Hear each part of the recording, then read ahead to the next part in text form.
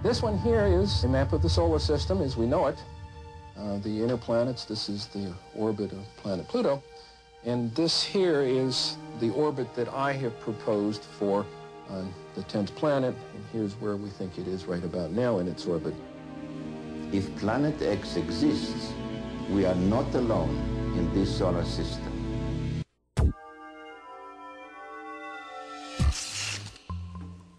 Earth, the 7th planet.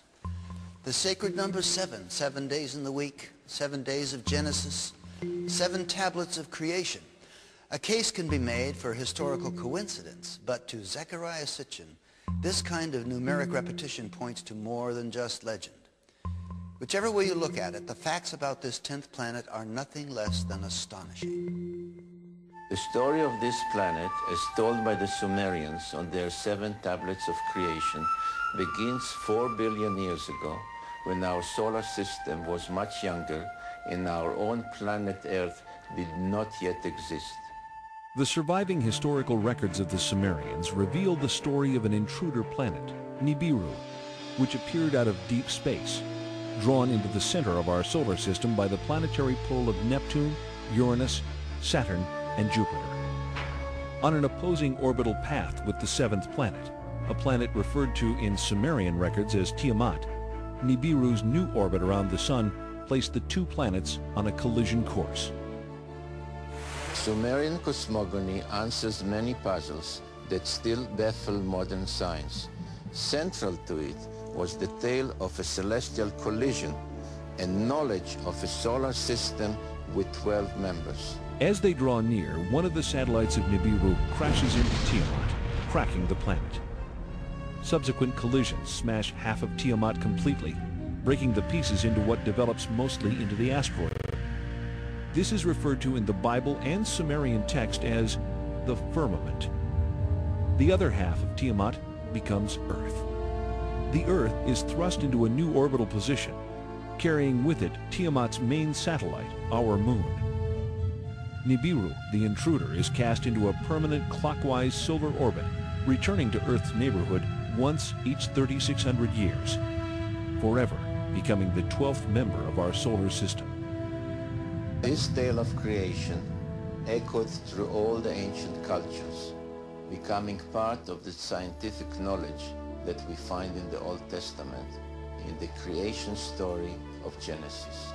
In the aftermath of the collision, the biblical creator Elohim proclaims, "Let the waters under the heaven be gathered together into one place, and let the dry land appear." And it was so. And Elohim called the dry land earth, and the gathering together of the waters he called seas. If Earth is the orbital remains of a planetary collision, scientists believe that the most obvious place to look for planetary scarring is 7 miles below the surface of the Pacific Ocean. When in the heights heavens had not been named, and below earth had not been called, naught but primordial Apsu, their begetter, Mamu, and Tiamat, she who bore them all. Their waters were mingled together. 2 planets mingled together. The biblical passage of Genesis reads, "In the beginning God created the heaven and the earth. And the earth was without form and void, and darkness was upon the face of the deep. And the Spirit of God moved upon the face of the waters. And God said, Let there be light. And there was light."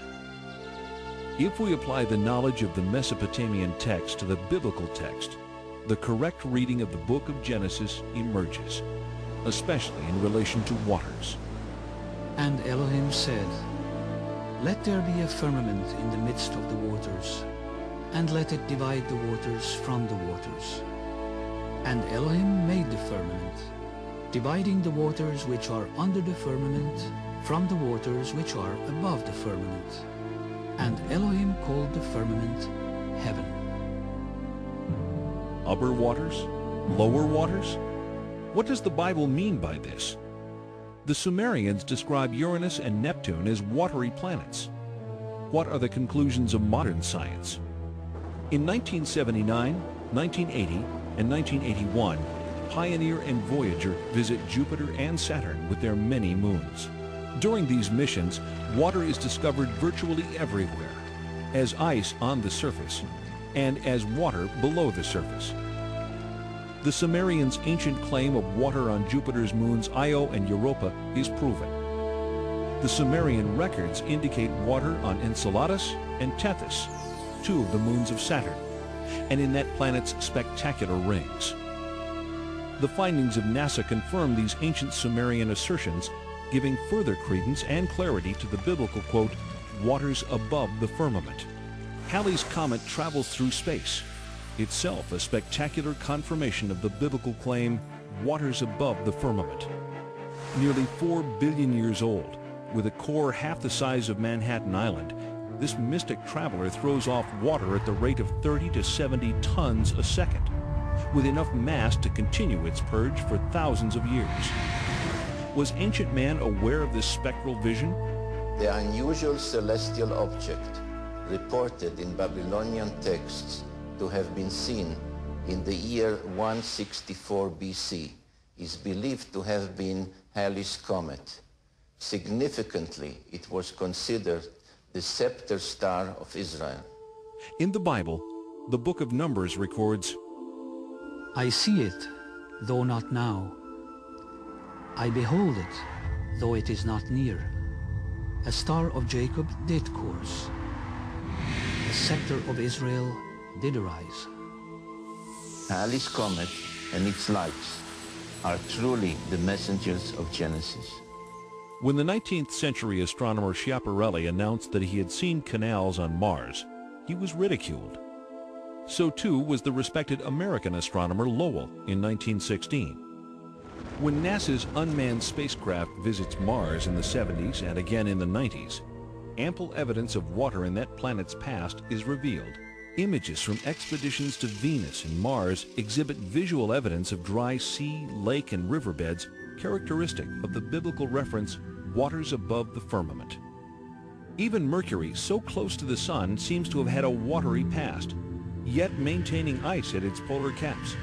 The NASA report reads, quote, "We are forced to no other conclusion but that we are seeing the effects of water on Mars," unquote. And, quote, "Mars once had enough water to form a layer several meters deep over the whole surface of the planet," unquote. What we previously believed to be a dry and barren planet unexpectedly emerges as a planet where water once existed in abundance. Mars joins Venus, Mercury, the Earth, and most recently the Earth's moon in corroborating the Sumerian concept of water below the firmament.